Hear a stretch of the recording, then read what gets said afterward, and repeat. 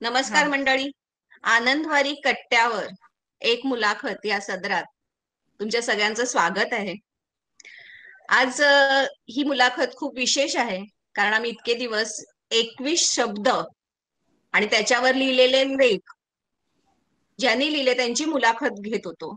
पण आजची मुलाखत जे 21 शब्द जिने दिले त्या समीक्षा साळुंखेची मुलाखत आहे. तर त्या मुलाखतीची आपण सुरुवात करूया गौरीच्या एका सुंदर गाण्याने.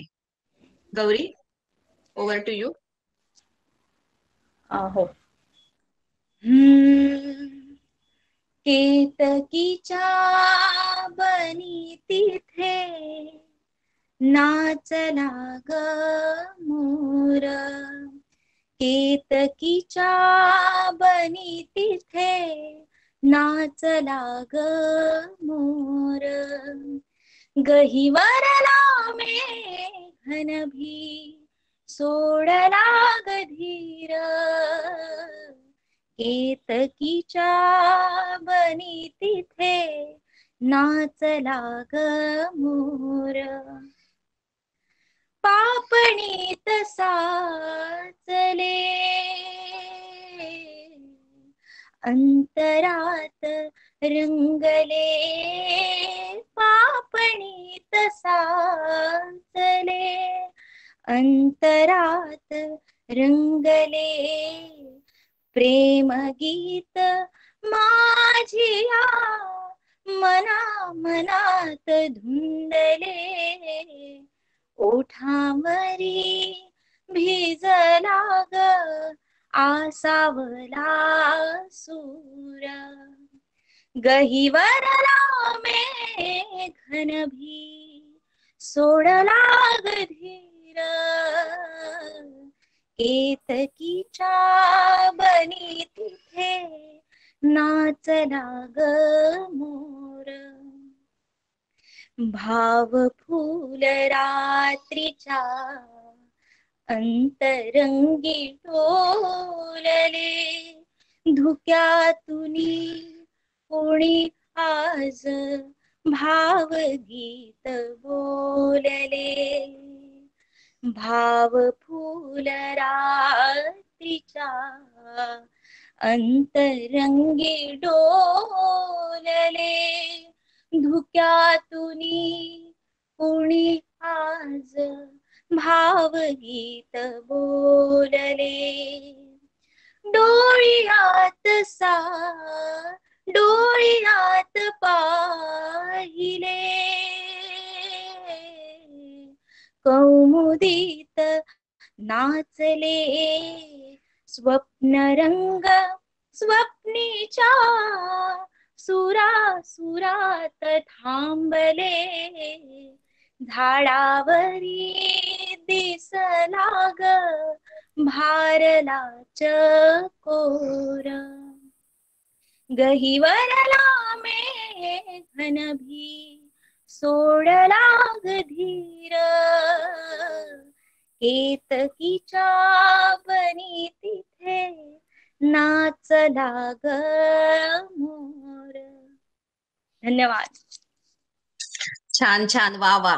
गौरी, खूप सुंदर आणि अगदी सुरेल अशी सुरुवात केली आहेस आमच्या ह्या मुलाखतीची. कारण आजपासून मुलाखत ही जरा वेगळ्या पद्धतीची होणार आहे आणि त्याची सुरुवात आम्ही समीक्षापासून करतोय.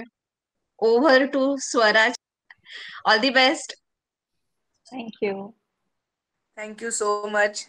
खरं तर म्हणजे आता काय इंटरव्ह्यू घ्यायचा आता, एवढी सुंदर म्हणजे असं वाटतं गाणंच चालू आहे अजून माझ्या डोक्यामध्ये ते. वा म्हणजे असो.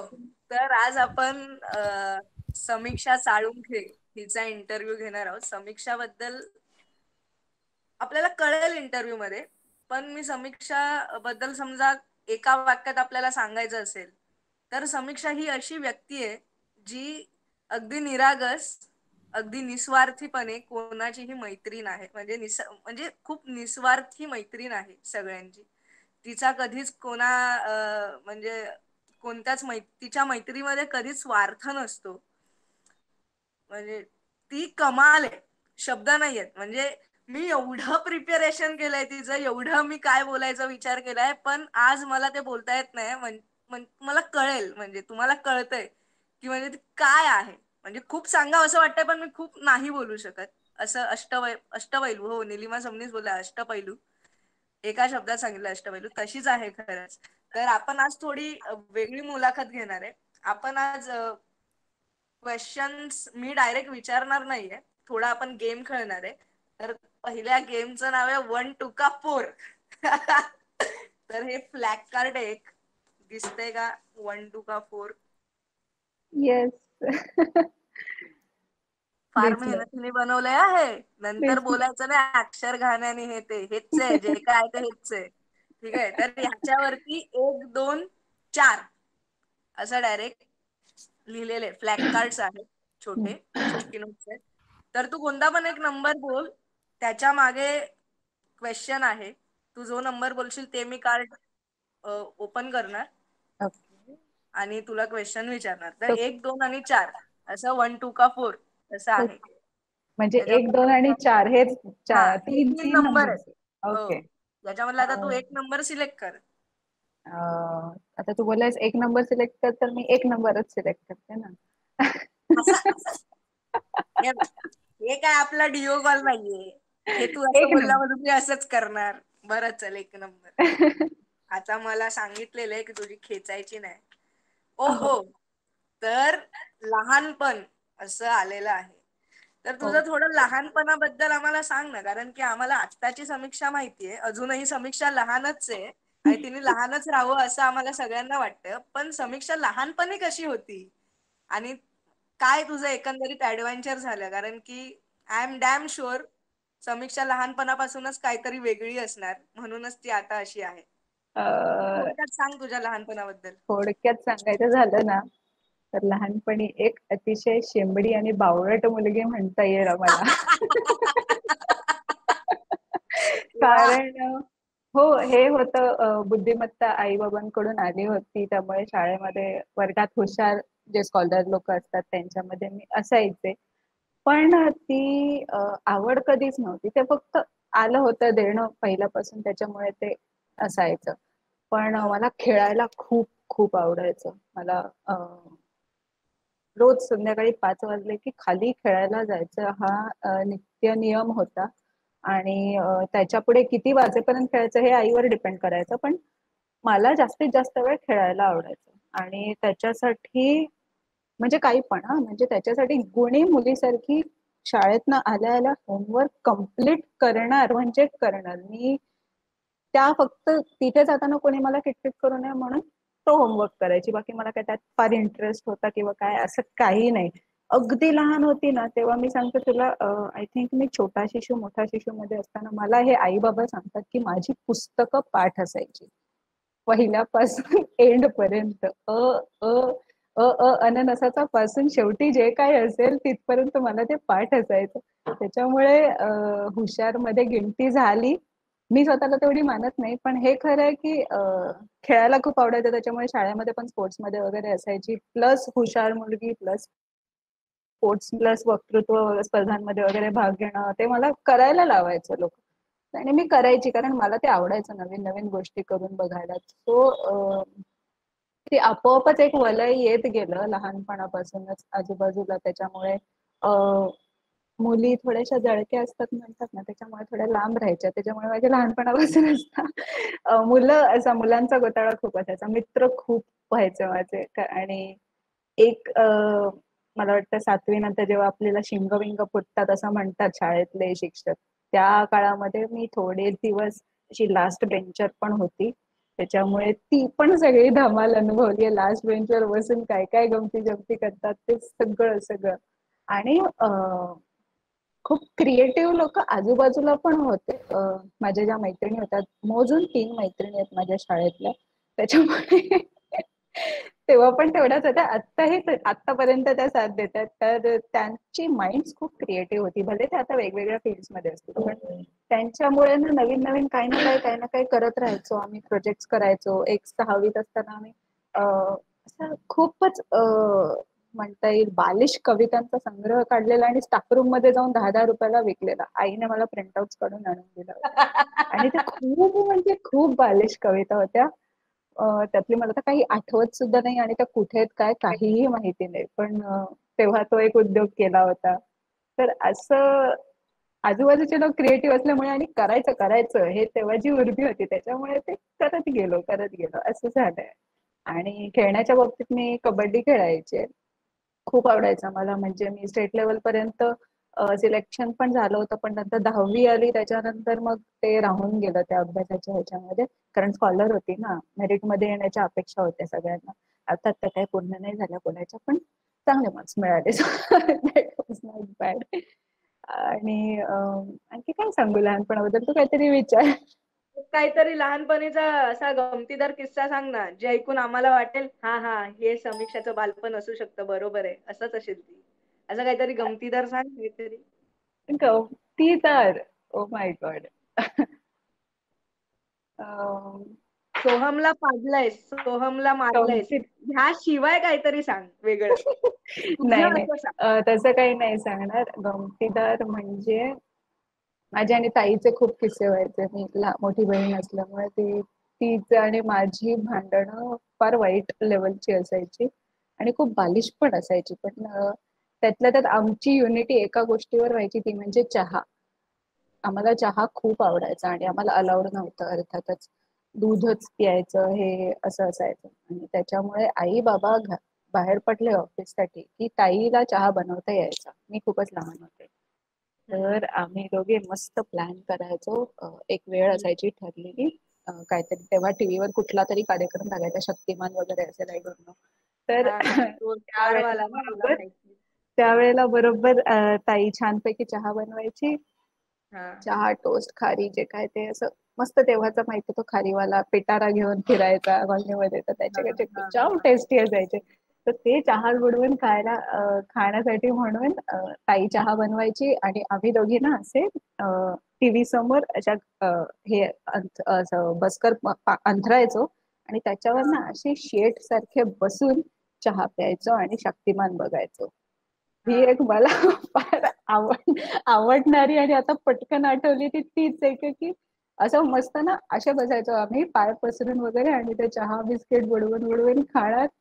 आणि या गमती हे करताना एकदा असं झालं होतं की ताईच्या हातातून चहाचं भांड सटकलेलं आणि ते छतापर्यंत चहा जाऊन चिपकलेला. वा. आणि ते आई बाबांना कळेल या भीतीने आमचा अख्खा दिवस गेलेला. पण ते त्यांना काही कळलं नाही. आम्ही अगदी भिंतीवर जे शिंतोडे उडालेले ते वॉटर कलरने रंगवले वगैरे होते. ताईला तो विचारशील ना कधी, पण तो एक किस्सा मला प्रकर्षाने आठवतो. बाकी लहानपण एवढं आठवत नाही रे. आता थोडं मेमरी लॉस चालू झाला लहानपणीचा. ठीक आहे. पण सीमाताई ऐकलत ना तुम्ही? सीमाताई पण आणि बाबा पण आहेत. मी आज पहिल्यांदाच ऐकलं हा किस्सा, मी पहिल्यांदाच ऐकला. हा तेच, असं आपण आता एक एक बाहेर काढू सगळे किस्से. मी ऐकलं समीक्षा खूप नॉटी होती लहानपणी. खरंय का समीक्षा ते? काय होती? नॉटी नॉटी नटखट अशी होतीस तू.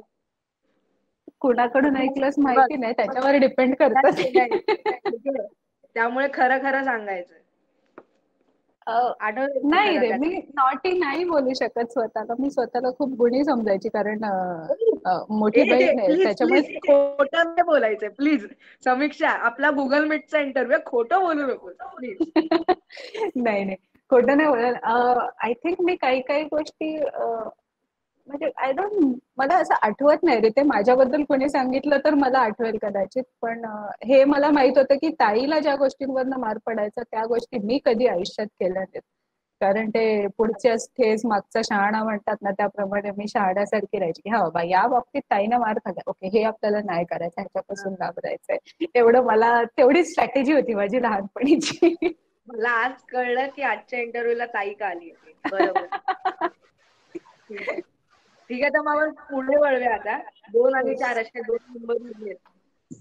4 नंबर. ओ माय गॉड, देखते हैं इसके पीछे क्या है. ओहो. शाळा आणि कॉलेज मधला एक एक्सपिरियन्स किंवा एखादी प्रगती. पण माझ्या मते ती तू बोललीयस म्हणजे बालपणामध्येच तू जॉईन करून बोललीस, पण असा काय एक वेगळा एक्सपिरियन्स वगैरे कोणताही, चांगला वाईट कसाही? कॉलेज मधलं मी सांगू शकते. हम्म.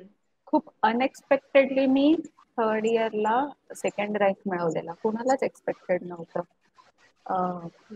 इवन माझे जे प्रोजेक्ट्स असायचे, मी जे स्कूल ऑफ आर्ट्स मधून कमर्शियल आर्ट्स केलं, तर त्याच्यामुळे तिथे ना कसं होतं माहितीये का, सगळेच आर्टिस्ट होते. आतापर्यंत मी कशी होती की मी एक ग्रेट आर्टिस्ट होती सगळ्यांसाठी, पण कॉलेजमध्ये गेल्यावर तिथे सगळेच ग्रेट आर्टिस्ट असे एकत्र आले होते. त्याच्यामुळे मला माझं असं ठसा उमटवण्यासाठी काहीतरी वेगळं करायचं असायचं. मी कधीच ना अशी मेन स्ट्रीमने गेले नाही की सरांनी असा असा प्रोजेक्ट सांगितला आणि मी एक मेन स्ट्रीम विचार केला किंवा बहुसंख्य लोक तसा विचार करतील.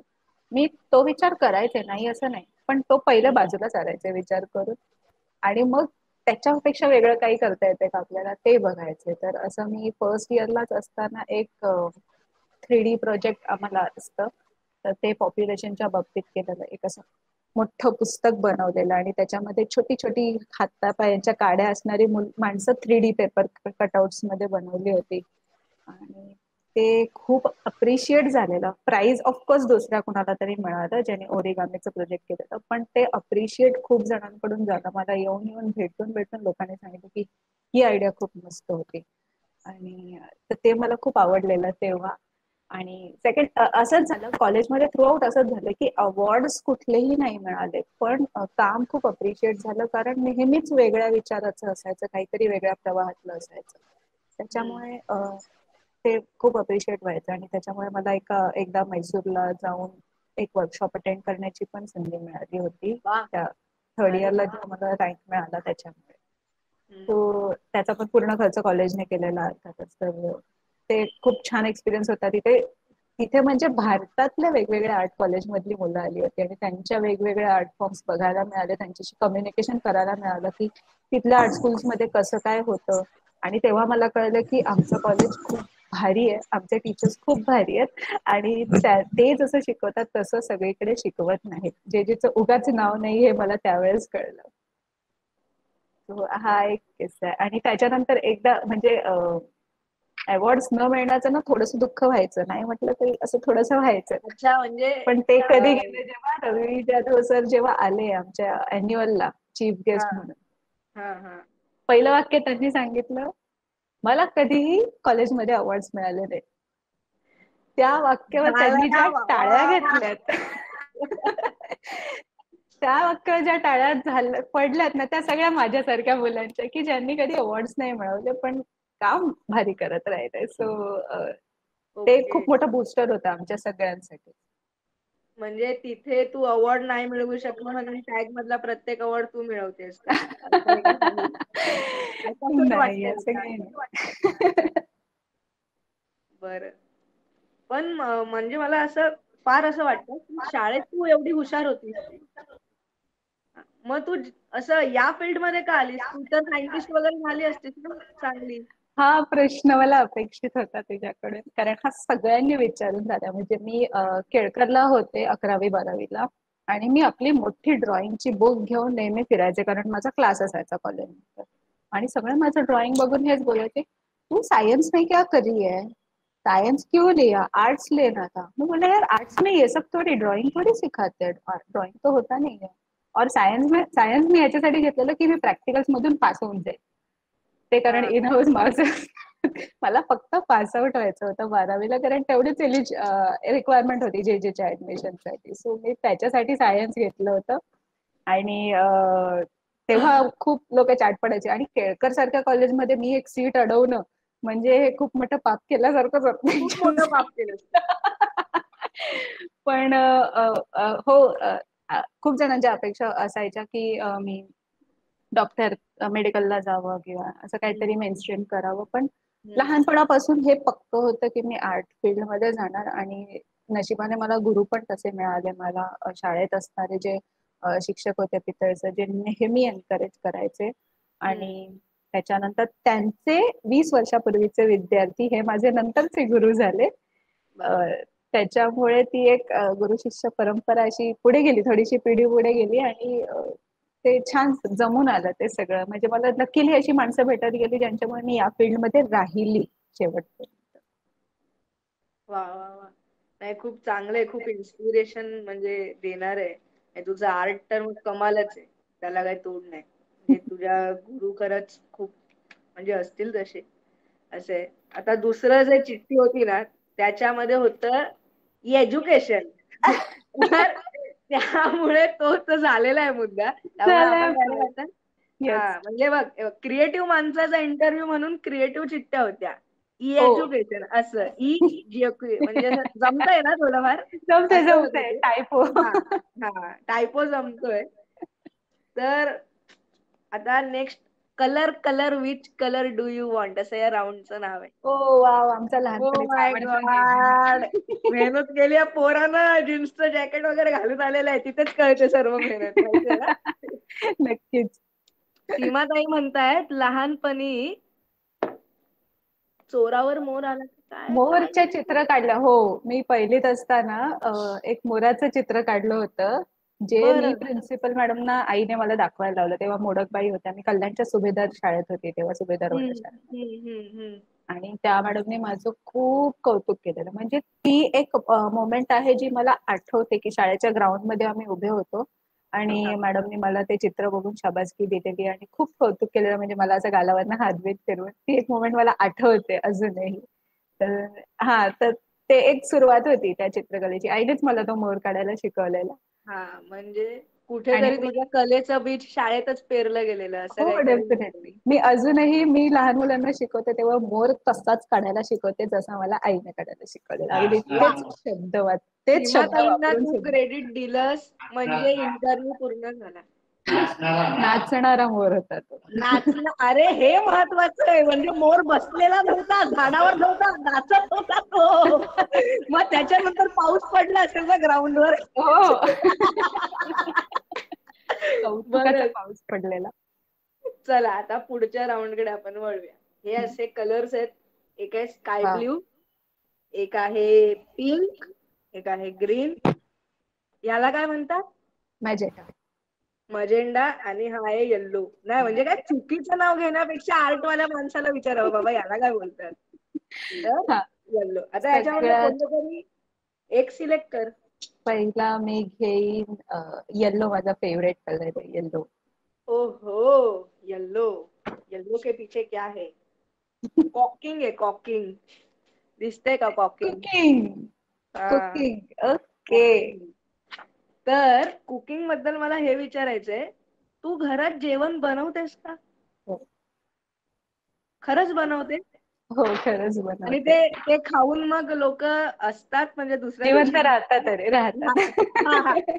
मग ठीक आहे. कारण की काय आहे, मला माझा प्रश्न होता रसगंध मध्ये मिळालेलं जे बक्षीस आहे तुला ओके. त्याच्याबद्दल. रसगंध मध्ये तुला बक्षीस मिळालं आणि तू बनवलेलं एका टूथपिक मध्ये मका, बीट आणि असं पनीरचा तुकडा. म्हणजे अजिबात एकदम स्मार्ट वर्क करून, शून्य मेहनत करून तुला बक्षीस मिळालं. आणि आपल्या बिचारा सीमाताई हे किस ते किस, हे बनव ते बनव, थालीपीठ बनवण्यात एवढी मेहनत घेतलेली त्यांनी, तिरंगा थालीपीठ. हा, पण मग तुला ते कसं सुचलं? म्हणजे रंग ही कॉन्सेप्ट तू एकतर बरोबर वेचलेलीस त्या रसगंधामध्ये, आणि तू बरोबर त्या वेगवेगळ्या रंगाचं, आणि ते एवढं टेम्पटिंग दिसत होतं. चवीला कसं होतं हे माहित नाही, कारण की तू शेवटपर्यंत आम्हाला काही दिलेलं नाही, ठीक आहे. पण ते एवढं टेम्पटिंग दिसत होतं, तर मग कसं तो नेमका तुला कॉन्सेप्ट सुचला त्याचा? सांगते. सगळ्यात पहिले मला स्वतःला सॅलड खाण्याचा भयानक कंटाळा आहे. ओके. सेम टू मला यू बरोबर, beet, same to you. Tomato, paneer या गोष्टी अजिबात आवडत नाहीत. हा, तो त्यात एकतर खूप साऱ्या बटर मध्ये फ्राय करून किंवा समथिंग लाईक दॅट असं खूप टेस्टी करून खायची सवय आहे. आणि खूप बारीक असेल तर खाल्लं जातं. त्याच्यातून मला ती आयडिया आली की हा, सॅलड आपण. आणि आम्हाला मी एका कॅम्पला गेलेले असताना एका कुकने मला सांगितलेलं की हे सगळं सॅलड मेयोनीज मध्ये मिक्स केलं ना की जाम भारी लागतं. त्याच्यामुळे त्याच्यामुळे ती आयडिया आली होती की हा मेयोनीज मध्ये डिप करता येईल सॅलड आणि खाता येईल असं काहीतरी आपण बनवूया. आणि मग ती टूथपिकची आयडिया सुचली मला. हे ऑफकोर्स आपण युट्यूबवर फेसबुकवर बघतच असतो.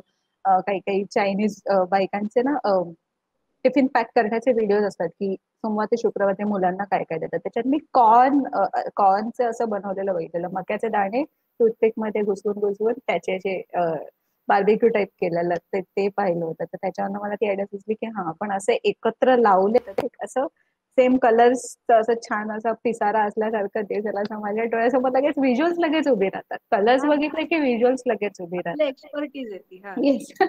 त्याच्यामुळे ते तसं करायचं ठरवलं. मग सगळं मटेरियल वगैरे आणलं. आणि तू म्हणतोस मेहनत नाही, ते सगळं टूथपिक मध्ये घुसवणं ही खूप मोठी मेहनत होती. मी किती टूथपिक्स तयार केलेल्या, 30 टूथपिक्स तशा तयार केल्या होत्या. आणि मेयोनीज मी स्वतः घरी बनवलेलं. अर्थात हे सगळं रेसिपी बघून बघून ट्राय अँड एरर चालू असतं नेहमी. मला आवडतं काय काय गोष्टी ट्राय करून बघायला.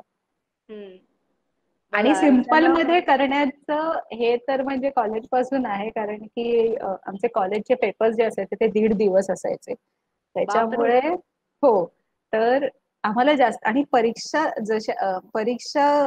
लास्टची येते म्हटल्यावर आपण आता परत भेटणार नाही, 3 महिने भेटणार नाही, ही जी फिलिंग असायची. त्याच्यामुळे जास्तीत जास्त वेळ एकत्र घालवण्याची जी उर्मी असायची त्याच्यातनं आम्ही हा आळशीपणा करायचो, स्मार्ट वर्क करायचो. आमचे व्हिज्युअल्स खूप पॉवरफुल असायचे, पण ते कमीत कमी काम करावं लागेल असे असायचे. त्याच्यामुळे आम्ही अर्ध्या दिवसात पेपर उडवून खाली चहा प्यायला कॅन्टीन मध्ये चुंगी खेळायला पळायचो.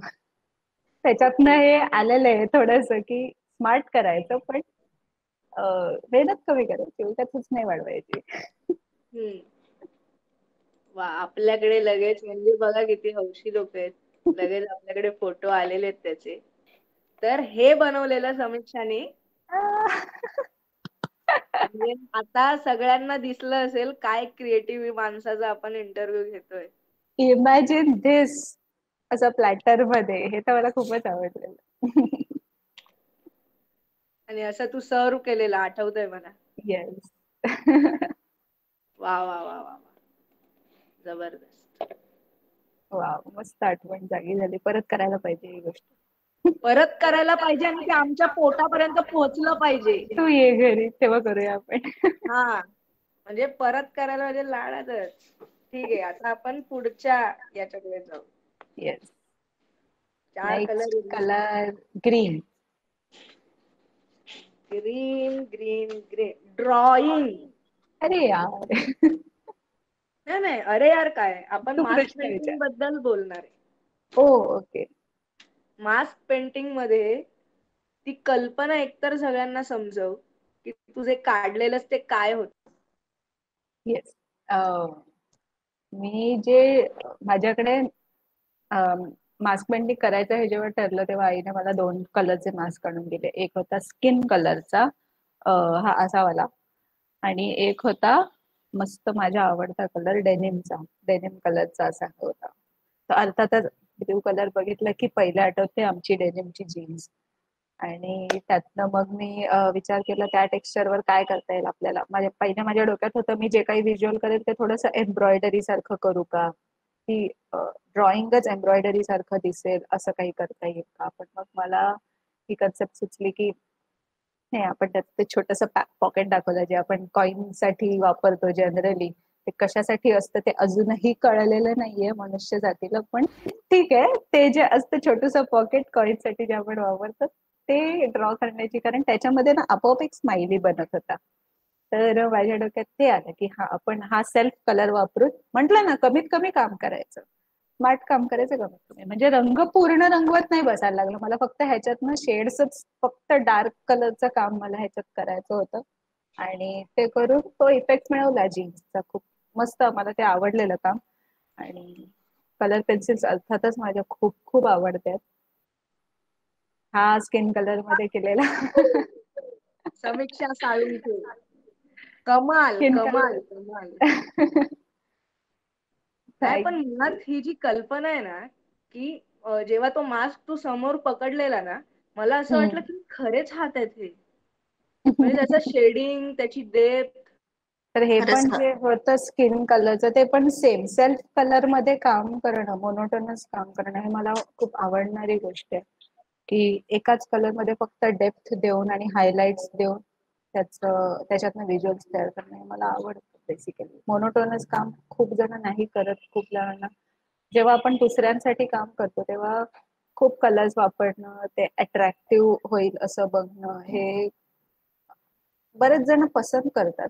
मी स्वतः त्या कॅटेगरी मधली नाहीये. माझे बरेचसे मित्रमंडळी हे मोनोटोनस काम करण्यावर जास्त भर देतात, कारण ते त्याचं अट्रॅक्शन एक वेगळंच असतं. त्याची जी ब्युटी आहे ती खूप वेगळी वाटते. मला आवडते स्वतःला आणि मी स्वतःसाठीच काम करते. मी असं कधीच फक्त जेव्हा क्लायंट्स असतात तेव्हा त्यांच्यासाठी ह्याच्यामध्ये ती जी पॉकेटची स्माइल आपोआप आली होती ती एवढी क्रीपी आणि एवढी विचित्र वाटत होती, पण त्याच्यातनच धमाल येते त्या गोष्टीला. तर हे एक पॉकेट तयार केलं होतं मी जीन्सचं तेव्हा. नाही पण मला हे विचारायचं होतं की तुझ्या ती जी हातांची कल्पना आहे त्याच्या मागे सॉरी मी मध्ये गेलेलो त्यामुळे तू सांगितलं असशील तर मला माहित नाही, बट तुझी त्यामागे अशी काय कल्पना होती का की कुठेतरी बायकांचा आवाज दाबला जातोय किंवा असं काही, असं तुझा होता का थॉट? अजिबात तर हात दाखवण्यामागे एवढं मोठं काही माझं हे नव्हतं, थॉट नव्हतं त्याच्यामागे. फक्त तेव्हा हे खूप होतं की आपल्याला शिंकायचंय असं एल्बो मध्ये शिंकायचंय, हात लावून नाही शिंकायचे. सो त्याच्यासाठीच माझी ती टॅगलाईन होती की बुरा मत शिको, असे हात घेऊन शिंकू नका, कारण ते हात तुम्ही सगळीकडे स्पर्श करताय आणि त्याच्यातनं ते किटाणू पसरतात. त्याच्यामुळे तीच एक कॉन्सेप्ट होती आणि ती तेव्हा मी अक्षरशः म्हणजे असे मास्क लावून हात टेकवून स्वतःचे फोटो घेऊन वगैरे ते पाहिलं होतं की कसं, आणि तेच व्हिज्युअल ड्रॉ केलं होतं. खूप मोठा थॉट येतो कधी कधी, पण हा तेवढा मोठा नव्हता. म्हणजे महिलांचा आवाज वगैरे दाबला पटकन. नाही नाही, तू करू शकते, कारण की आता हा विषय निघालाच आहे म्हणून मी तुला विचारतो की मला असं खूप वाटतं तुझ्या एकंदरीत तुझं जे कन्व्हर्सेशन असतं, तुझ्या ज्या कविता असतात किंवा तुझं व्हॉट एव्हर लिखाण असतं जे, त्या म्हणजे मी त्यात फार असं पाहिलंय की तुझं ना असं समाज म्हणजे समाज व्यवस्था जी आहे आपली एकंदरीत त्याच्या विरुद्ध तुझ्या मनात काही असं विद्रोह वगैरे असल्याचं तुला जाणवतं का? कारण की तुझ्या लेखनातनं वगैरे आम्हाला ना ते खूपदा असं म्हणजे मला जाणवतं, मला बाकीच्यांचं माहित नाही पण मला जाणवतं. तर तसं काय आहे का? तर विद्रोह मला वाटतं तुकारामापासून सगळे करत आलेले आहेत समाज व्यवस्थेविरुद्ध. तो कुठे ना कुठे सगळ्यांच्या मनात थोडाफार असतो, पण आपण सगळेच त्याच्या विरुद्ध काहीतरी बोलतो किंवा आवाज उठवतो असं नाहीये. कित्येकदा आपण स्वतःचा आवाज थोडा मीडियमला ठेवतो. इवन काही लोक सगळ्यांचा विचार करून एका मॉडरेट लेवलवर आवाज उठवतात. खूप वेड्यासारखे जे काम करतात ना या व्यवस्थेविरुद्ध, ती वेगळ्याच लेवलची माणसं असतात. आपल्याला तितक्या लेवलचं जमत नाही, पण आपल्याकडनं जेवढं शक्य होईल तेवढं आपण करत राहतो. आणि कुठेतरी मला असं नेहमी वाटतं की आपण जर बोलतोय ना तर आपण ते करून दाखवलं पाहिजे. नुसतं बोलून दुसऱ्यांना शिकवून उपयोग नाही. खरंय खरंय. बरोबर. म्हणजे ते असं होतं, लोक सांगे ब्रह्मज्ञान आपण कोरडे पाषाण, त्याला काहीही अर्थ नाही. आणि मला स्वतःला ते खूपच बिट्रे केल्यासारखं वाटतं स्वतःलाच. त्याच्यामुळे ज्या गोष्टी मला करता येतात ना त्याच मी दुसऱ्यांना करायला सांगते. म्हणजे एक गांधीजींची गोष्ट होती बघ, की त्यांच्याकडे एक मुलगा आला होता. त्याची आई त्याला घेऊन येते की अरे ह्याला असं की ह्याला मीठ खायचं नाहीये तर तुम्ही त्याला उपदेश करा, तुमचं तो ऐकेल माझं तो ऐकत नाही. गांधीजी त्याला एक आठवड्यानंतर यायला सांगतात. तर परत आला, त्याची आई त्याला घेऊन येते आणि मग मग ते त्याला सांगतात की तू मीठ खाऊ नकोस, तुझ्या शरीराला त्रास होईल. तर ती विचारते अरे परत हेच सांगायला कशाला बोलवलं, तेव्हाच सांगितलं असतं. त्यांनी सेड की पहिले मी एक आठवडा बघितलं की मला स्वतःला मीठ न खाता जगता येतं का, मला जमतं का, जर मी करू शकतो तर मी दुसऱ्याला सांगतो. तर ते तसंच थोडंसं एक फिलॉसॉफी आहे की मलाच जेवढं जमलं ना तेवढं तर मी डेफिनेटली दुसऱ्यांना हक्काने सांगू शकते. आणि त्याच्यामुळे ते थोडंफार लिखाणात येतं. आणि अशाच गोष्टी येतात ज्या इझिली पॉसिबल आहेत इवन मिडल क्लास लोकांना. किंवा कधी कधी असं होतं करायचं खूप असतं पण नोकरी असते, पोटापाण्याचा प्रश्न असतो सगळ्यांच्याच. माझ्याही आयुष्यात या गोष्टी आहेत. त्याच्यामुळे ते करता करता तुम्हाला किती गोष्टी शक्य आहेत तेच करावं असं मला वाटतं. तेच मी सांगावं असं मला वाटतं. करता येण्यासारख्या खूप गोष्टी असतात डेफिनेटली, पण एका मॉडरेट लेवलवर एक सीमाना मध्य ज्याला आपण म्हणतो, तो असणं, तो साधणं सध्याच्या सोसायटीमध्ये खूप इम्पॉर्टंट आहे. कारण आपण अशा जनरेशन मध्ये राहतो जिथे स्वातंत्र्य प्राप्तीच्या पूर्वीची पण पिढी आहे आणि आता अतिशय एक खूप ऍडव्हान्स लेवलची पण पिढी आहे. तर त्या दोघांना घेऊन एक काहीतरी सुवर्ण मध्ये साधला गेला पाहिजे की हा, या दोघांनाही हे पॉसिबल आहे, थोडी थोडी ऍडजस्टमेंट करून. तर तेच माझ्याकडून येण्याचा प्रयत्न असतो, लिहिण्याचा प्रयत्न असतो जनरली. आणि त्यात तू बऱ्याच प्रमाणात सक्सेसफुल झालेली आहे असं सांगायला हरकत. Blue colour. खरं तर तू ब्ल्यू कलर शेवटी निवडला पाहिजे होतास, पण आता ठीक आहे. तर ह्याच्यावरती फार इंटरेस्टिंग टॉपिक आहे. ह्याचं नाव आहे फिल्म मेकिंग. फिल्म मेकिंग आणि ऍनिमेशन. म्हणजे रायटर म्हणू नका, चांगलं कुक म्हणू नका, चित्रकार म्हणू नका, पोएट म्हणू नका, गझलकार म्हणू नका. म्हणजे हे सगळं कमी पडलेलं म्हणून तू फिल्म मेकिंग आणि ऍनिमेशन मध्ये घुसलीस आणि तू सेकंड प्राइज मिळवलंस त्याच्यामध्ये. म्हणजे फिल्म मेकिंग असताना तू फिल्मची क्वीन झालीस. म्हणजे अगदी एवढं डायरेक्ट क्वीन, दुसरं प्राइज डायरेक्ट. ते कसं, म्हणजे आता एकंदरीत मला सांगतो, जो ऍनिमेशनच का, म्हणजे असं कुठेच त्या कॉम्पिटिशन मध्ये लिहिलं गेलेलं नव्हतं की तुम्हाला ऍनिमेशन करायचंय, किंवा कोणी त्याचा टॉपिक पण नव्हता काढला. पण त्या सर्व पूर्ण थिएटर मध्ये समजा कोणाची फिल्म वेगळी असेल आणि कम्प्लीट म्हणजे असं कम्प्लीट पण वेगळी असं समजा असेल, तर ती तुझी होती. ऍनिमेशन फिल्म तू बनवलेलीस आणि ती पण आयुष्यात पहिल्यांदा बनवून दुसरं बक्षीस मिळवलंस. म्हणजे मला थोडंसं जेलच वाटलं की यार भाई, आम्ही याच फील्ड मध्ये आहे, आम्हाला कोणी विचारत नाहीये आणि तुला मात्र डायरेक्ट दुसरं बक्षीस. तर मग हे तू फिल्म मेकिंग मध्ये कशी आलीस, तुला याची आवड होती का, आणि ऍनिमेशन फिल्मच का, ह्याच्याबद्दल थोडं आम्हाला सांग, म्हणजे आमच्या ज्ञानात थोडीशी भर पडेल. सांगते. तर बेसिकली पहिलं तुझ्या एका प्रश्नाचं उत्तर देते, ऍनिमेशन फिल्मच का, कारण ते डिफरंट आहे. आणि माझं लहानपणापासूनचा मोठा हाच आहे की जिथे पण जायचं वेगळं काहीतरी करायचं. अर्थातच शूट करणारे, हिरो हिरोईनला शोधणारे, खूप सारे डिस्कशन्स करणारे खूप होते तेव्हा. आणि मला या सगळ्या मध्ये न पडता एक फिल्म बनवणं शक्य होतं. माझ्याकडे तशी एक स्टोरी होती, ती मी खूप मॉडिफाय केली अर्थातच. आणि ह्या सगळ्यासाठी आभार मी मानेन आपल्या चित्रगंधाचे संतोष पाठारे आणि अजय वाळिंबे, मी जो ग्रुप चालवलेला आहे त्यांच्याकडून. त्यांच्या गप्पातून ज्या गोष्टी ऐकायच्या ना, त्या कुठेतरी एका सबकॉन्शियस लेवलवर आपण ठेवतो माइंड मध्ये आणि त्या कुठे ना कुठे वापरल्या जातात. त्यांच्यामुळे आपल्याला जे शॉर्ट फिल्म्स बघायला मिळतात की कसं एक वर्तुळ पूर्ण होतं, एका स्टोरीमध्ये व्हायला हवं. तो सेन्स आहे अर्थातच. आणि आर्टिस्ट असल्यामुळे एक थोडस कलर स्कीमच्या बाबतीत पण म्हणशील तर मी फक्त ग्रे आणि रेड वापरलाय. तर त्या बाबतीत मला म्हणजे हे माझं आवडतं कॉम्बिनेशन आहे की ज्या इम्पॉर्टंट नाही आहेत गोष्टी त्या ग्रे मध्येच राहायला हव्यात. आणि म्हणजे जनरली मुव्हीज मध्ये हे करतात की ब्लर करतात किंवा मोनोटोन येतो तिकडे सुद्धा, की त्याच्यामुळे त्या आहेत तिथे पण त्या तेवढ्या इम्पॉर्टंट नाहीयेत, ते दिसणं इम्पॉर्टंट नाहीये.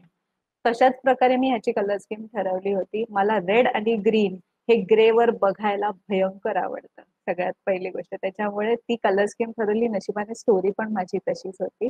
तर फिल्म मेकिंग मध्ये घुसावं असं वाटलं असं नव्हतं कधी. खरं सांगायचं तर हे सगळे कॉम्पिटिशन्स होते हे मी माझ्या आईने आणि माझ्या साथीदारांनी, आनंदवाडीच्या सगळ्या वारकऱ्यांनी भाग घ्यावा ह्यासाठी पहिलं नाव मी घालायचे की हा चला मी घेते ना, म्हणजे तुम्हाला पण करायलाच लागेल असं कर. बोल. कळलं मी, म्हणजे इंटरव्ह्यूच्या सुरुवातीला निस्वार्थी मैत्रीण का बोललो ते. म्हणजे सगळ्यांना कळलं पाहिजे. म्हणजे हा, तर तसं होतं. आणि तेव्हा माझं मेन जे जॉब आहे तो इलस्ट्रेशनचा आहे, की जी शाळेची बुक्स असतात त्यांच्या स्टोरीजसाठी, पोएट्रीसाठी चित्र काढणं हे माझं काम आहे. आणि जे मला लहानपणापासून आवडतं, चित्र असलेली पुस्तकं वाचायला मला अजूनही आवडत. मला अजूनही खूप मोठा पॅराग्राफ असलेली पुस्तकं बघितलं की जो भयानक कंटाळा येतो की काय विचारू नको. त्यातल्या त्यात मोठे फॉन्ट असतात, ही खूप अजीब गोष्ट आहे माझ्या बाबतीत. पण मोठे फॉन्ट ज्या पुस्तकामध्ये असतात ते वाचणं मी प्रिफर करते लहान फॉन्टच्या पुस्तकापेक्षा, भले ते कितीही फेमस असू देत. सो तसं एक आहे. आणि लहान मुलांसाठी ड्रॉइंग करायला मला खूप खूप जास्त आवडतं. त्यांची स्टाईल्स वेगवेगळ्या खूप धमाल करता येते त्या गोष्टींमध्ये. आणि त्याच थ्रू ही एक गोष्ट मला सुचली की जी लहान मुलांनाही तेवढीच रिलेट करेल आणि मोठ्यांनाही ती काहीतरी सांगून जाईल. तर या फिल्म मधून जी माझी सायकल नावाची फिल्म होती त्याच्यामधून मला सांग, आय डोंट नो ती कशी इंटरप्रेट केली गेली, पण मला सांगायला आवडेल की मी ती का केली. तू जसं मगाशी म्हणालास की समाज व्यवस्थेविरुद्ध काहीतरी आपण बोलायला पाहिजे काहीतरी, तर किती करता येण्यासारखं आहे. तर दोन दोन ऍपल्सची स्टोरी आहे. एक आहे ग्रे, जे सामान्य ऍपल आपण ज्याला म्हणू शकतो, वो है आम ऍपल, और ये है मेंटॉस ऍपल. रेड वाला जे आपलं आहे. तर तसं मेंटॉस ऍपल चांगली कल्पना. तर रेड ऍपल असतं ज्याला, जे माझ्यासारखं असतं त्याला ना त्याच्या रूट्स पासून जास्त लांब जायला आवडत नाही. करायचं असतं खूप गोष्टी, पण तो घाबरतोय, थोडासा बिचकतोय. तो त्याच्या रूट्स मध्ये राहतोय. आणि ग्रे ऍपल आहे ते अर्थातच खूप स्वप्न बघतोय मेडिकलला जाण्याची, इंजिनिअरिंगला जाण्याची. म्हणजे त्याला त्याचा प्रवास एकंदरीत पूर्ण करायचा की त्याला एक्सपोर्ट क्वालिटीचा ऍपल व्हायचंय, त्याला देश विदेशाचा प्रवास करायचा आहे. आणि तिथे जाऊन त्याला तेवढं चांगलं पॅकेज पाहिजे. त्याला जेव्हा मी किमतीच्या लेबल्स लावतानाचा जो सीन आहे तो त्याच्यासाठी आहे की आपण कसं पॅकेजेस घेतो. एवढं एवढं शिकलं, MBA झालेल्या माणसाला 50,000चा पॅकेज मिळेल किंवा असं समथिंग. ते माझ्या डोक्यात कुठेतरी बॅक ऑफ माइंड चालू होते की आपण कुठेतरी पैशासाठी आपलं स्वतःचं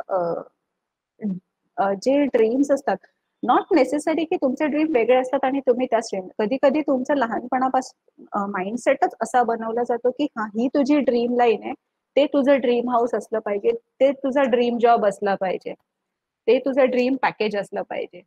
तर ह्याची गरज नाहीये ना.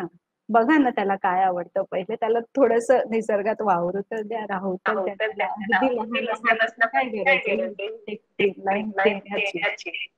तर ते मला कुठेतरी त्याच्यातून दाखवायचं होतं. आणि काय होतं शेवटी त्याचा कोर जो आहे तो डस्टबिन मध्ये टाकला जातो. म्हणजे त्याच्या ज्या कोर क्वालिटीज आहेत त्या कुठे उपयोगाला येतच नाहीत आयुष्यात, त्या डस्टबिन मध्ये टाकल्या जातात बेसिकली. आणि त्याला बाहेरून जेवढं वापरता येईल तेवढं वापरून घेतलं जातं.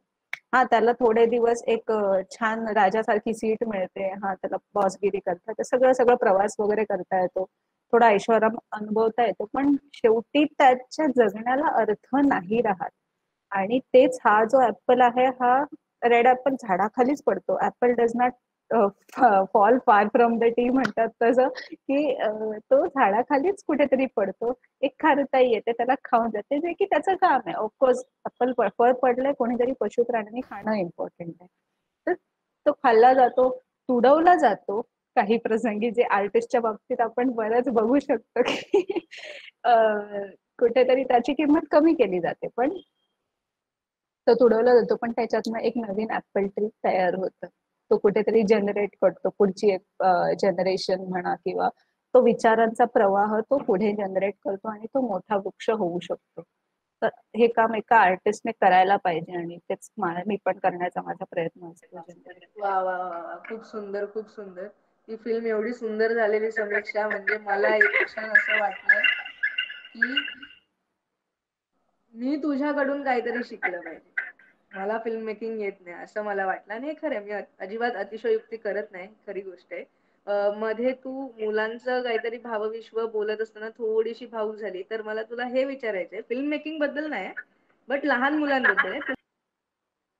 लहान मुलांची आवड आहे म्हणून तू पेंटिंग क्लास घेतेस का, हो, चित्रकलेचा? लहान मुलांची आवड आहे म्हणून नाही. मला मला ना शिकवणारे शिक्षक खूप वेगळे होते.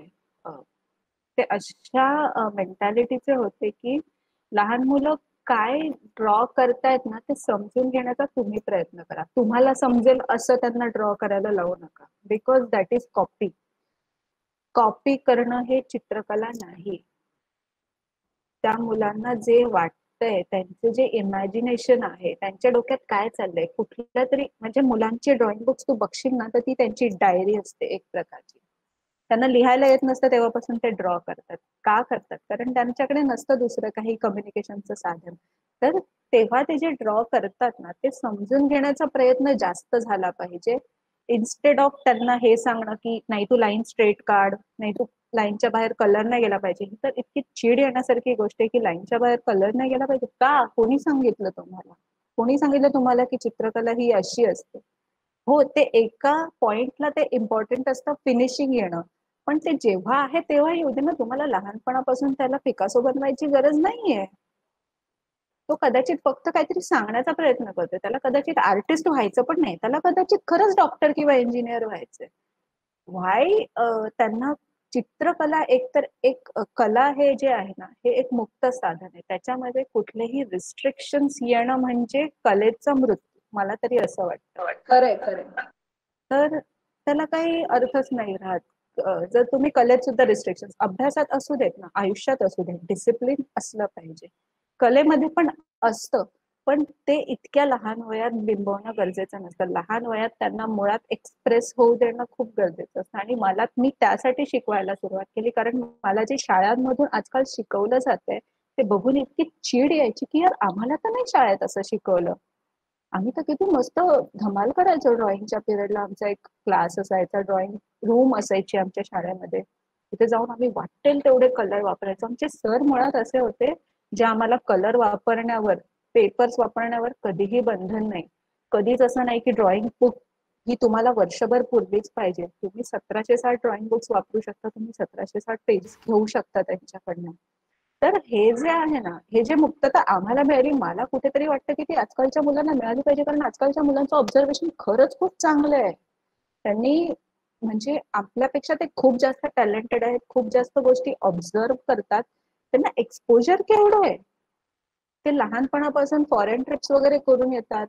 त्यांना किती लोकांना भेटायला मिळतं, किती गोष्टी पाहायला मिळतात फक्त इंटरनेटमुळे. तर त्यांनी का नाही एक्सप्रेस व्हावं? आणि मग त्यावेळेला जर त्यांना असं लेफ्ट पेजवर एक ऍपल तुम्ही काढून दाखवा आणि राईट पेजवर बाबा तू असंच्या असं काढ, ही किती मूर्खपणाची गोष्ट आहे. चित्रकलेच्या बाबतीत मला ते खूप त्रास आहे त्या गोष्टीचा. आणि त्याच्यामुळे मी लहान मुलांचे क्लासेस सुरू केले की नाही, मी अशी मुलं तयार करेन की जी माझ्यासारखी असतील, जी आमच्या पिढीसारखी असेल, ज्यांना मुक्तता मिळेल. मला लहान मुलं खूप अप्रिशिएट करायची. त्यांना मी खूप आवडायचे. का?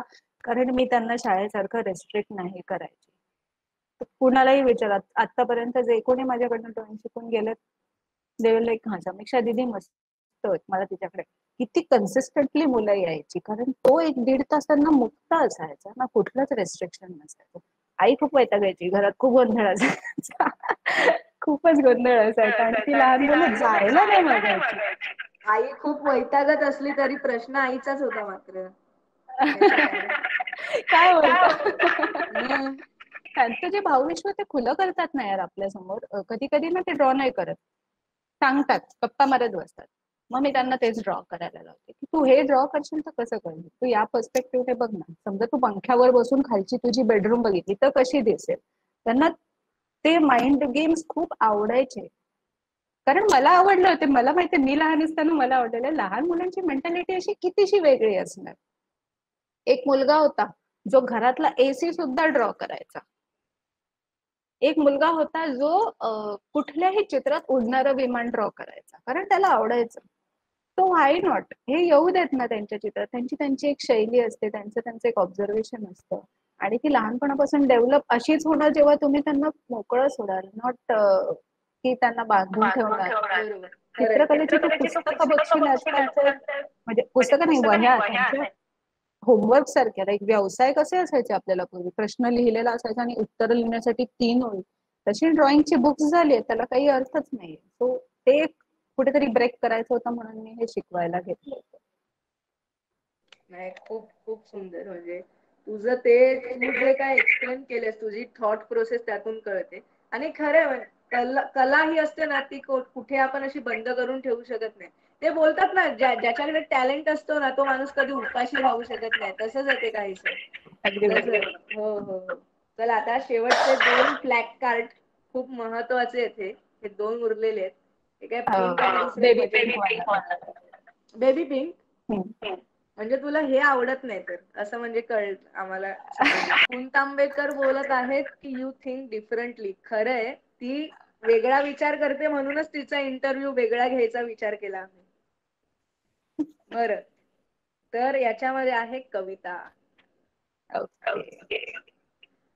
तर कविता आणि समीक्षा याचं एक वेगळं नातं आहे आणि ते आम्ही बघत असतो दर दिवशी आमच्या डिओ कॉलवर. तुझ्याकडे आता कोणती एक कविता आहे का की जी तू वाचून दाखवू शकते आम्हाला? कारण की त्याचा इफेक्ट काहीतरी म्हणजे मला माहित नाही का, पण मला मराठीत कविता सुचत नाहीत. मला जनरली हिंदीत सुचतात.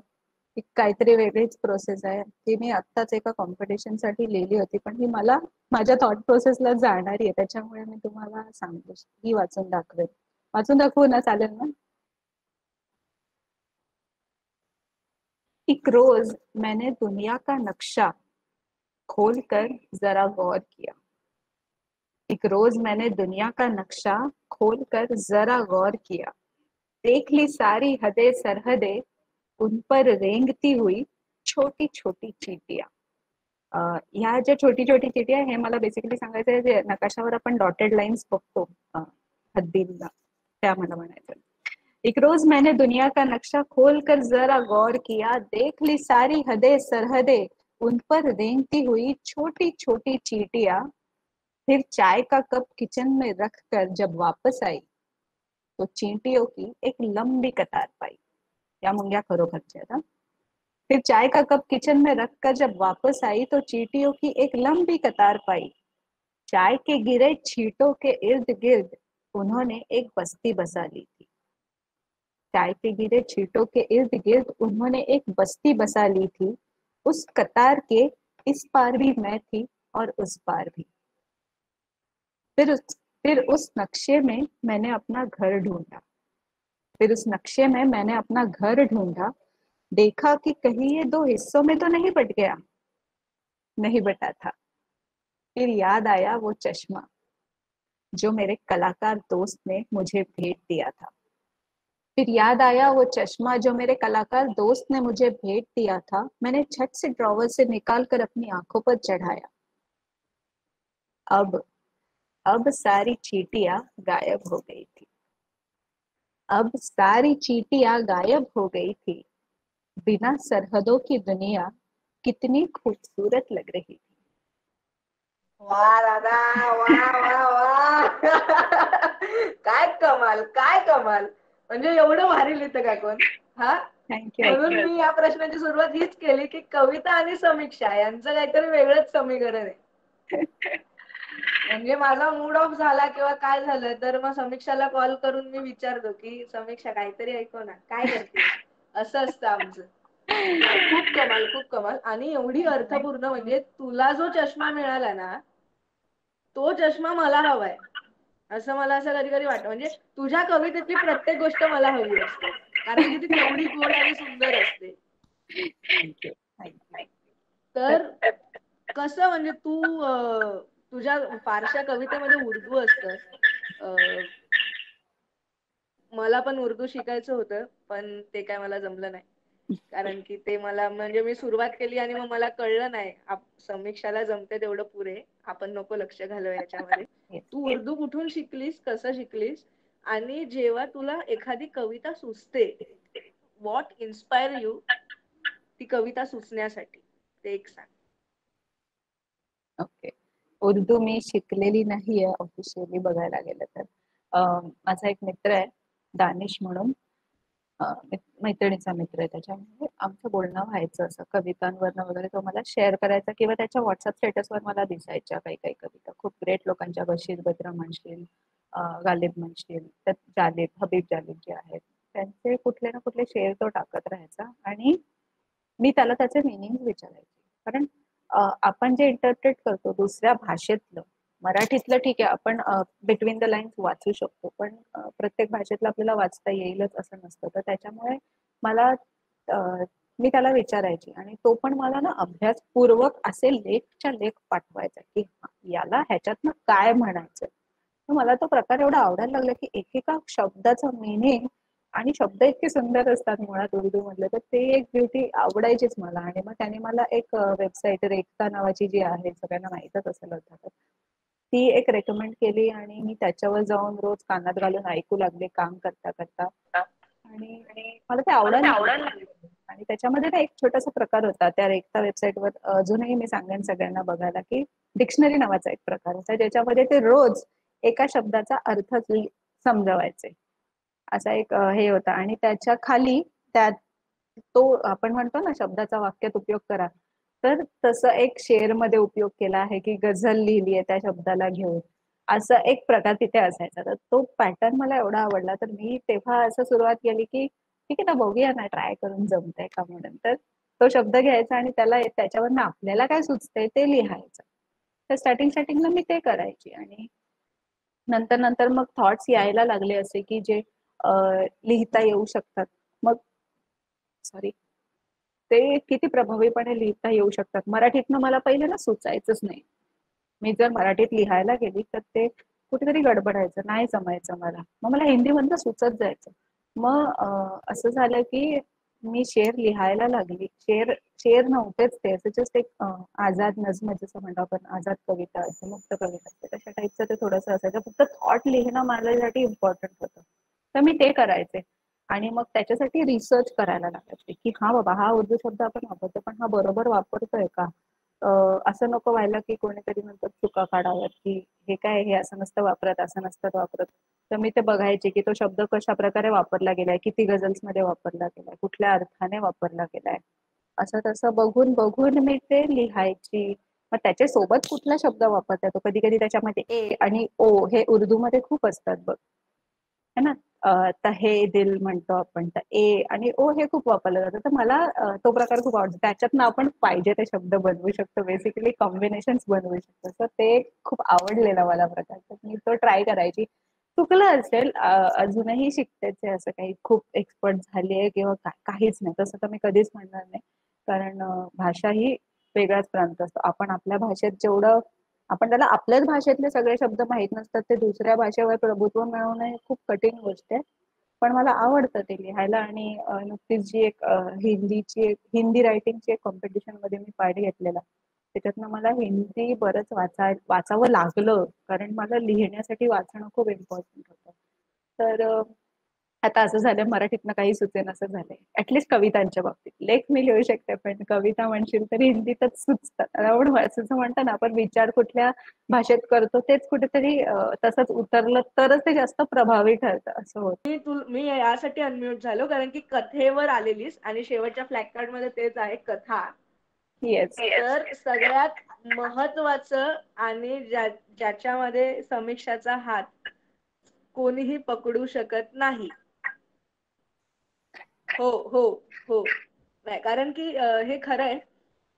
मी म्हणजे मला आता सांगायला हरकत नाही, माझं फायनल स्टेजवर आहे प्रोडक्ट. तर मी आता एक प्रोजेक्ट केलं. माझ्याकडे कॉन्सेप्ट होते, पण मला तसा रायटर मिळत नव्हता जो माझा विषय समजून घेईल किंवा ज्याला माझं म्हणणं कळतंय. कारण की मला ट्रॅडिशनल ऍड्स नव्हत्या बनवायच्या, मला थोड्या वेगळ्या घडणीच्या ऍड्स बनवायच्या होत्या. तर मी समीक्षाला फक्त सांगितलं, समीक्षा असा असा विषय आहे आणि असं एकंदरीत आहे. तर आय गेस दुसऱ्या दिवशी समीक्षाने मला ड्राफ्ट पाठवलेला स्टोरीचा संध्याकाळी. आणि ती कथा एवढी कमाल आहे, एवढी कमाल आहे. म्हणजे ऍडच्या सुरुवातीला ना आमचं ठरलेलं, आपण ना 0 बजेट मध्ये करायची, आपल्याकडे पैसे नाहीये. समीक्षाची कथा ऐकल्यावर असं झालं, ठीक आहे, तू एवढे काढ, तू एवढे काढ, मी एवढे काढतो, ठीक आहे, आपण ही ऍड करतो, डन. म्हणजे लेखकाची कथा ऐकल्यानंतर डिरेक्टर आणि रायटरनी इन्स्पायर होणं की ही कथा आपल्याला केली पाहिजे, ही कला फक्त समीक्षाच्या लेखनामध्येच आहे. तर तुझं चित्रकलेमधून तू लेखनाकडे कशी वळलीस, हा पहिला प्रश्न. आणि दुसरा प्रश्न हा की तुझ्या लेखनात तू कसा लेखनाचा अभ्यास करतेस का की नाही करत, की तुला ते ऑटोमॅटिक सुचतं, म्हणजे ते गॉड गिफ्ट म्हणतो आपण, असं काही आहे का? तर त्याबद्दल आम्हाला सांग. कारण की तुझा प्रत्येक लेख म्हणजे आम्ही सर्वांनीच तो वाचला, त्यात खूप वेगळे पण होतं. आणि तुझी एक शैली आम्हाला कळलेली आहे, तू सुरुवात काहीतरी वेगळी करते आणि एंडिंगला करतो ओ शिट हे असं आहे का, अरे बापरे, अरे देवा, असं असं अगदी आमचं रिॲक्शन असतं. तर मग हे कसं तू करतेस? तुझ्याकडे काय असं जादूची कांडी आहे का, म्हणजे असा कोरा पेपर त्याच्यावर ओम बुम बुम स्वाहा, मग अशी कथा रेडी, असं काय आहे का? तर त्याबद्दल काहीतरी सांग ना मला. येस. सगळ्यात पहिले सांगते की चित्रकलेकडून लिखाणाकडे कशी वळली. रागाने वळली. राग पब्लिक. हा एकच खरं सांगते, मी रागवायची, खूप घाण रागवायची आणि खूप वाईट बोलायची रागात. अर्थात आपण सगळेच बोलतो. आणि त्याच्यातनं ना माझे आवडते लोक खूप हर्ट व्हायचे. तर मला ते नाही, ते नंतर नंतर जाणवायला लागलं की नाही, आपण असं नाही बोललं पाहिजे, समोरच्या एवढं रूढ नसलं पाहिजे. तर मग मी राग व्यक्त करण्याचं दुसरं माध्यम म्हणून लेखन चालू केलं. की मला राग आला, शांत बसायचं, तेव्हा काहीच बोलायचं नाही, लिहून काढायचं जे काय आपल्याला वाटतंय ते. आणि लिहिताना हळूहळू ना आपल्याला कळत जातं की आपलं कुठे चुकतंय, आणि समोरच्याचं चुकलं असेल तर तेही कळत जातं की काय चुकले.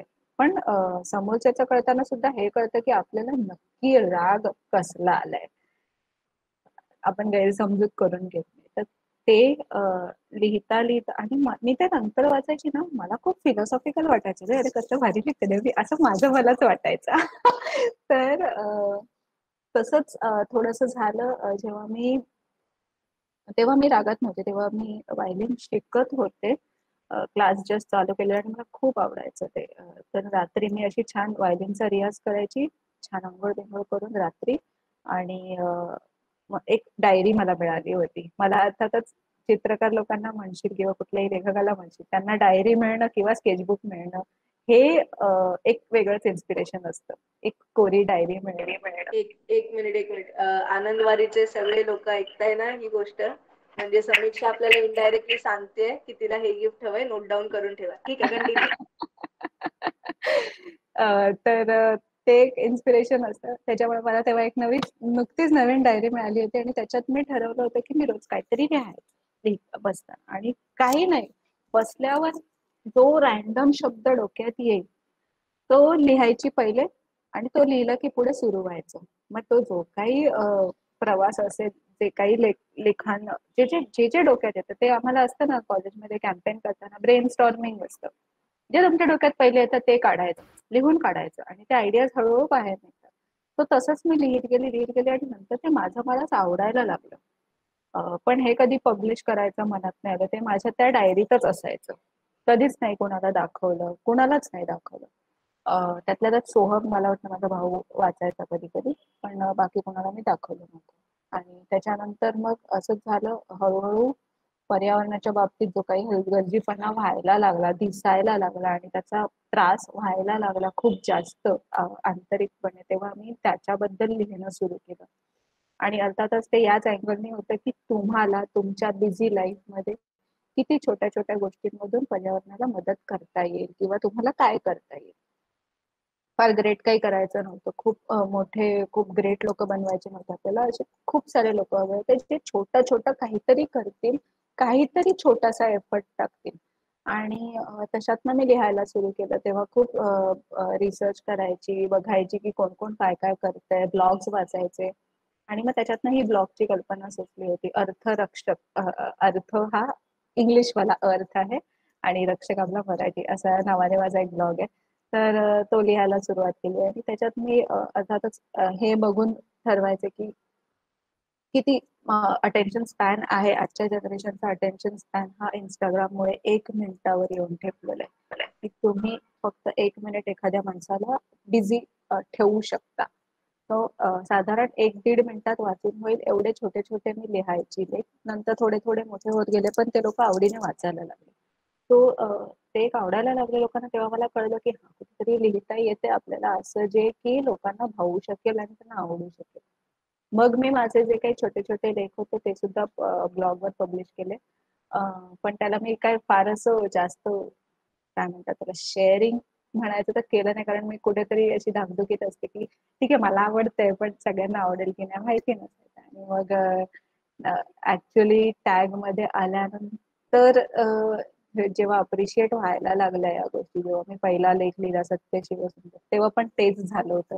मला माहित होतं कुठल्या टॉपिक्सवर सगळे लिहिणार आणि त्याच्यामुळे मी सगळ्यात ऑड टॉपिक निवडलेला सत्य शिवसुंदर आणि त्याच्यावर लिहिलेले आणि त्याला प्राइज मिळालं. सो त्याच्यानंतर ते चालूच झालं. मला लिहायला ह्यासाठीच आवडतं कारण माझ्या डोक्यातल्या ज्या काही गरळ हे म्हणतो ना आपण, ते खूप तुंबून राहिलेलं असतं, ते बाहेर पडण्यासाठी मी लिहिते मोस्ट ऑफ द टाइम. कथांचा म्हणशील तर 21 दिवसांचा जो प्रयोग केला तो मी ह्याच भावनेने केला की जशी मी तेव्हा एक एक शब्द घेऊन लिहित होती, किंवा मी माझ्या मित्रांसोबत सुद्धा ते ट्राय केलं की ते खूप 2-3 दिवसच चाललं. नंतर सगळे लोकांना की एक शब्द घ्यायचा आणि वेगवेगळ्या लोकांनी लिहायचं आणि नंतर ते वाचून दाखवायचं एकमेकांना. ही माझी पहिली आयडिया होती, पण तेव्हा ते काही जमलं नाही. मग म्हटलं अरे आता नशिबाने झालंय को ऍडमिन तर करून बघूया ना, इकडे कोण देते का रिस्पॉन्स. तर सगळ्यांनी ते केवढं उचलून धरलं आणि ती मस्त रंगला तो खेळ असं मी म्हणेन. आणि त्यातनं मी पण इन्स्पायर झाले आणि मी ठरवलं की नेहमी जसं लिहिते ना तसं नाही लिहिणार. यावेळेस ना मी गोष्टी लिहिण्याचं ट्राय करणार, कारण ते मी कधी केलेलं नव्हतं. गोष्टी नाही लिहायची. तर विचार करून लिहिणं हे या 21 दिवसांच्या उपक्रमात पहिल्यांदा झालं. कधी कधी असं व्हायचं एंड पहिले सुचायचा आणि त्याच्यावर मी पूर्ण कथा रचायची. कधी कधी असं व्हायचं की सुरुवात तर करून सुरुवात करायची आणि मग एंड मध्ये काहीतरी डिफरंटच निघायचं. आणि ते असं होतं ना की ते लिहायला बसलं की लिहिलं जातं. असं कधीच होत नाही की मी खूप विचार केला सगळीच्या सगळी कन्सेप्ट माझ्या डोक्यात आहे आणि मी लिहायला घेतलं, असं कधीच झालं नाही. ते लिहिता लिहिता डेव्हलप होत जायचं आणि मलाच त्या प्रोसेसमध्ये खूप मजा यायची. आणि मग ते थोडंफार एडिटिंग शेवटी फिनिशिंग थोडंसं व्हायचं तेवढंच. पण हा माझ्यासाठी पण एक प्रयोग होता, माझ्यासाठी सुद्धा एक सराव उपक्रमच होता म्हणायला गेलं तर, की मला कथा लिहिण्याचं ट्राय करायचं होतं. आणि ते तू बघशील तर सगळ्या कथा नाही झाल्यात, काही काही मध्ये मी वावली आहे, थोडस माझ्या जुन्या स्टाईलकडे गेली, पण जेवढं जमलं तेवढं धमाल आली ते करताना. नाही, फारच छान, फारच छान. तुझ्या कथांबद्दल काय बोलायचं आहे अजून? नाही बोलू शकत, शब्द नाही आहेत. आणि तुझ्या कथांबद्दल इंटरव्ह्यू कमी पडेल का? म्हणजे रात्र कमी पडेल असं म्हटलं तरी काय हरकत नाही. माझे प्रश्न तर संपलेत. काही प्रश्न वर्षाताईंनी काढून ठेवलेले आहेत, ते म्हणजे थोडेसे असे खतरनाक आहेत, त्यामुळे ते मी विचारत नाही. पण समीक्षा, मी आज सगळ्यांसमोर तुला सांगतो, तू खूप कमाल आहेस. तू अशीच राहा. आणि तुझ्याकडे जो प्रत्येक गोष्टीला बघण्याचा वेगळा दृष्टिकोन आहे ना, तो सगळ्यांना मिळू दे असं मला वाटतं. हे सो ओव्हर टू वर्षाताई ओगले. आतापर्यंत इतका सुंदर इंटरव्ह्यू घेतलास त्याबद्दल स्वराज तुझे मनापासून धन्यवाद. पण टेक्निकल प्रॉब्लेम खूप येतोय, आवाज एको येतोय, म्हणून मीच पुढचे आता प्रश्न विचारते.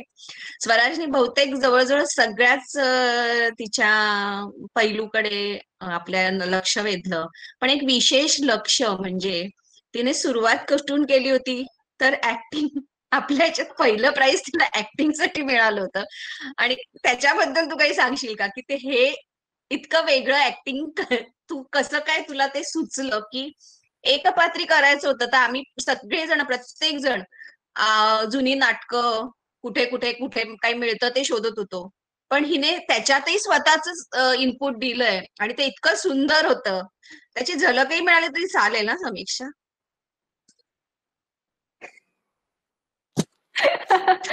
खरं सांगायचं तर खरंच मी अजिबात अपेक्षा केली नव्हती की हे असं काहीतरी प्राइज वगैरे लागेल. मला ते पाहिजे पण नव्हतं खरं सांगायचं झालं तर. फक्त आपल्या ग्रुप मधले जे टॅलेंटेड लोक आहेत त्यांनी सक्रिय सहभाग घ्यावा ह्याच्यासाठी मी त्यांना बोलले तुम्ही घ्या, मी घेते तर तुम्हाला तर घ्यायलाच पाहिजे. हाच एक हेतू होता की ह्या सगळ्या कॉम्पिटिशन्स मध्ये भाग घेण्यासाठी. कारण मला आईला एनकरेज करायचं होतं, तुम्हाला सगळ्यांना बेसिकली पार्टिसिपेट करायला लावायचं होतं. त्याच्यामुळे मी पार्ट घेतलेला. आणि घेतल्यानंतर एकदा पार्ट घेतला की आपलं कसं असतं, काही कॉपी नाही करायचं. माझा पहिल्यापासून तर तो नियम आहे. कलाकृती कॉपी करणं हे मला कधीच रुचलेलं नाहीये. की ठीक आहे, पूर्वीचं नाटक असेल, खूप फेमस असेल, जास्त फेमस असेल, व्हॉट एव्हर इट इज, जे करायचं ते स्वतःचं करायचं, ओरिजिनल करायचं, हे माझं कुठेतरी एक नेहमीच ब्रीदवाक्य असतं. त्याच्यामुळे मी ठरवलं की नाही, मी जे काही परफॉर्म करणार ते मी स्वतः लिहिणार. आणि आपल्या स्वराज सोबतच्या गप्पांमधून मला ते थोडस आयडिया आली आहे की काय करता येईल आपल्याला. कसं असायचं की आपलं लॉकडाऊन चालू झाल्यानंतर मी पहिल्यांदा व्हिडिओ कॉल्स करायला चालू केलं. कारण मला घरी बसून इतका कंटाळा आला होता, इतका की रोज रोज तेच तेच तोंड बघून बघून असं व्हायचं की यार नाही, बाहेर पडायचंय कुठं, दुसऱ्या कोणाला तरी बघायचं. आणि नुसतं फोन करून काय व्हायचं नाही, मग व्हिडिओ कॉल्स चालू झाले. आणि मग त्या व्हिडिओ कॉल मध्ये ज्या काही रेग्युलर गप्पा आमच्या चालायच्या, त्यातनं जे काही थोडंफार नाट्य निर्मिती करता आली, ती मी त्या प्रवेशात केली. खूप ड्राफ्ट्स लिहिले त्याचे सुद्धा. पण मग फायनली एक 5 मिनिटात बसेल असं आपण केलं. आणि खरं तर ते थोडंसं जास्त पण झालं होतं. मला तर वाटलेलं मी डिस्क्वालिफायच होणार त्याच्यातनं, कारण 5 मिनिटात तो संपला नव्हता माझा नाट्य प्रवेश. आणि ह्याचं क्रेडिट सगळं अर्थातच सोडायला जातं, कारण त्याच्याकडनंच मला ती एक आयडिया मिळाली होती थोडीशी. पण धमाल आली. त्याची प्रॅक्टिस स्वराजने माझ्याकडून करून घेतली, तुम्ही सगळ्यांनीच. पण स्वराजचे इनपुट्स खूप होते त्याच्यामध्ये की तुला कसं करताय. ऍक्टिंग ऍज सच नव्हतीच. ते कसं आपण जशा गप्पा मारतो मैत्रिणींशी, तेच मला करायचं होतं, फक्त एका वेगळ्या ऑडियन्स समोर करायचं होतं. पण ते पण का माहितीये कठीण नाही गेलं, कारण आपण जेव्हा व्हिडिओ कॉल्स करतो ना, तेव्हा जनरली आपण स्वतःकडे बघत असतो, आपण समोरच्या व्यक्तीकडे नसतो बघत. आपण कसं दिसतं त्याच्यावर आपलं जास्त लक्ष असतं. त्याच्यामुळे इथे पण तेच करायचं होतं, मला कॅमेऱ्यात स्वतःला बघूनच करायचं होतं. त्याच्यामुळे काही फार कठीण नाही गेलं. मजा आली पण ते पण करताना. बरं, मग तू सगळे गंध, म्हणजे सगळ्या गंधात तू भाग घेतलास, पण मग नृत्य गंध का बाजूला ठेवलास? नाही, ते एक क्षेत्र असं आहे त्याच्यासाठी खरंच एक वेगळ्या प्रकारची ग्रेस लागते. आणि तुम्हाला खरं सांगते, तुम्ही कॉलेजमधल्या कुठल्याही माझ्या मित्राला विचारा, समीक्षा कशी चालते, तो सांगेल मुन्नाभाई सारखी. कारण खरं आहे ते. मी खूप नंतर, म्हणजे खूप लोक जेव्हा मला बोलले, तेव्हा मी स्वतःला नोटीस केलं की हा यार, मी खरंच मुन्नाबाई सारखी चालते. मला थोडं लोक मला सांगायचे, अगं जरा मुलीसारखं चाल, तू हात असे बाहेर काढून का चालते, अशी का गावगुंडासारखी चालते, असं कसं. म्हटलं अरे काय करणार म्हणजे. आणि नाचण्याचं पण तेच आहे की ग्रेस नाही. आपला गणपतीमध्ये ढिंटॅक ढिंटॅक ढिंटॅक कसला, मला डान्स करणं वेगळं आणि खरंच एक ग्रेसफुल डान्स करणं वेगळं. तो आणि असं वाटलं की नको, ह्याच्यात नको, थोडं ह्याच्यात नको, उगाच ट्रायल मारायला. कुणाला तरी दुसऱ्यांना बक्षीस मिळूनच. हो, नाहीतर ते एक वेगळं मॅन ऑफ दी सिरीज द्यायला लागलं असतं की समीक्षा ऑलराऊंडर म्हणून. आणि खरं तू ऑलराऊंडर आहेस.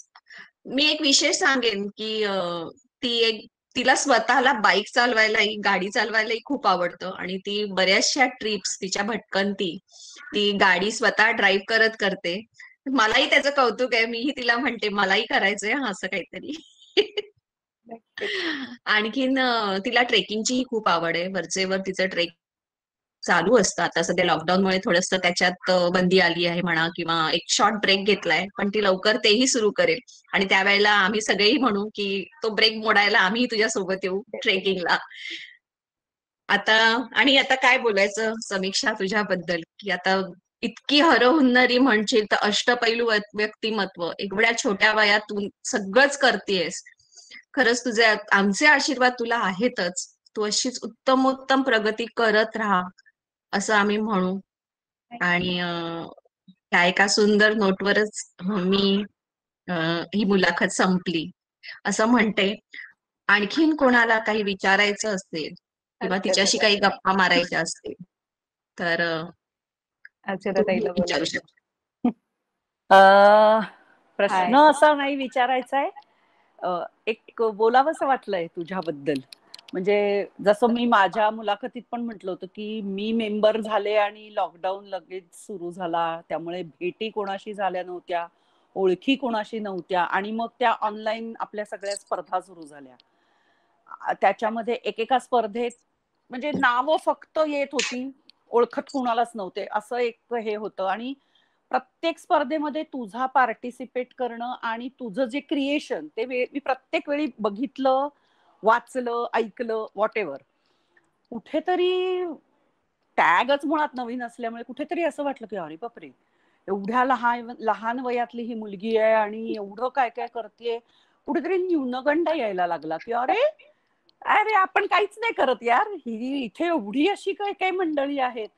पण नंतर हळूहळू हळूहळू अशी ओळख होत गेली म्हण, किंवा आता ह्या उपक्रमाच्या निमित्ताने तुझ्याशी पर्सनल लेवलवर काही बोलणं झालं म्हण,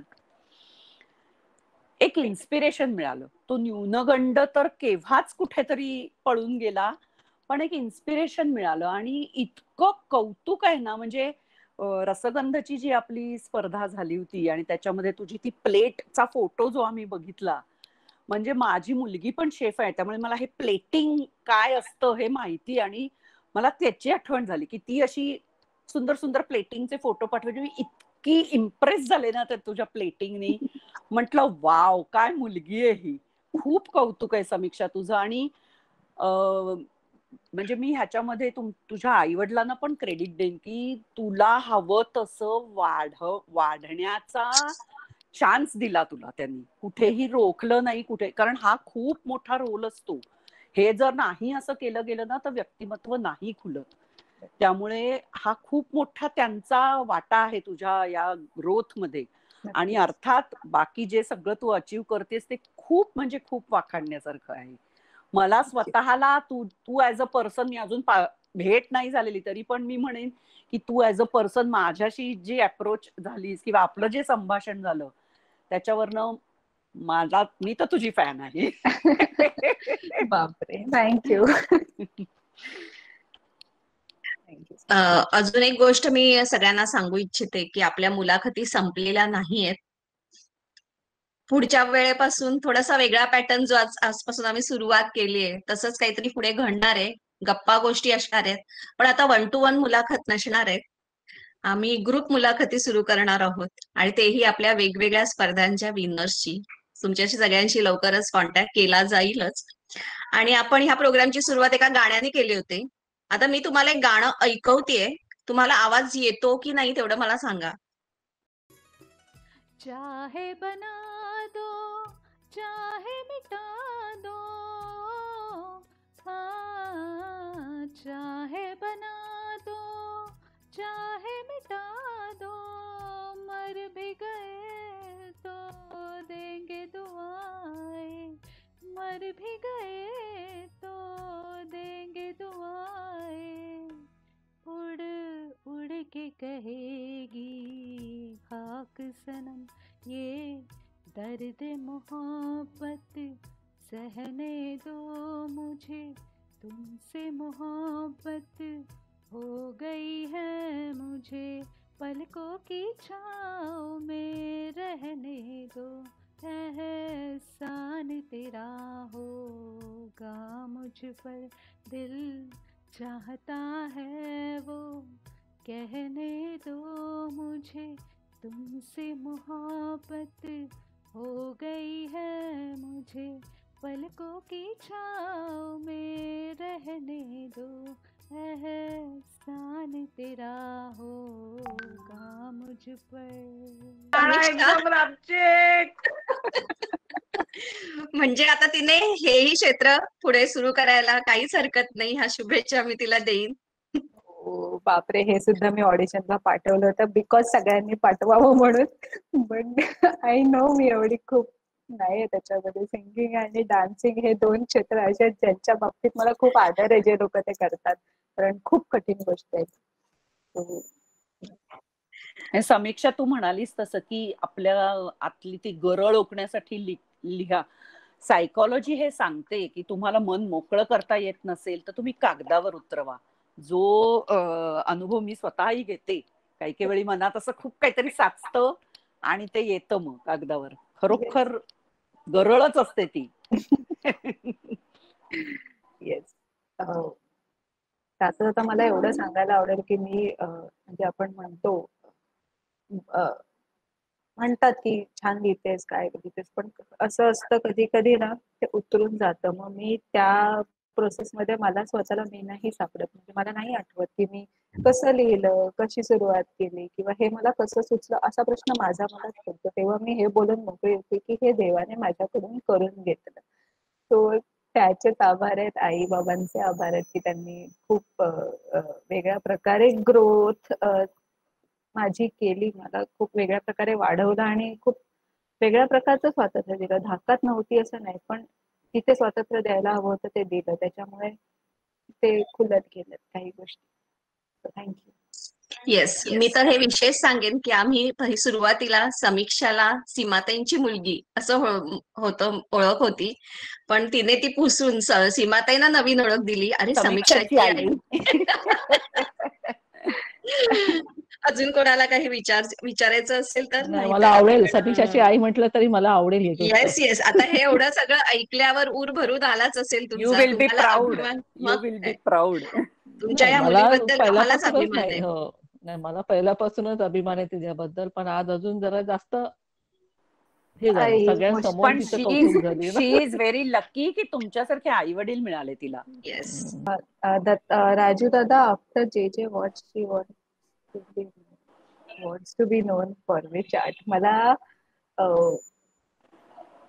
मी इलस्ट्रेटर आहे अगदी कोअर पासून. चित्रकला हे माझं पॅशन आहे, पण मला लेखक म्हणून स्वतःची ओळख बनवायला खूप आवडेल. थँक्यू सो मच एवढा वेळ थांबून माझी बोल बडबड निलिमा. ऐकून. समीक्षा, तुझ्या पुढच्या थँक्यू निलिमाताई.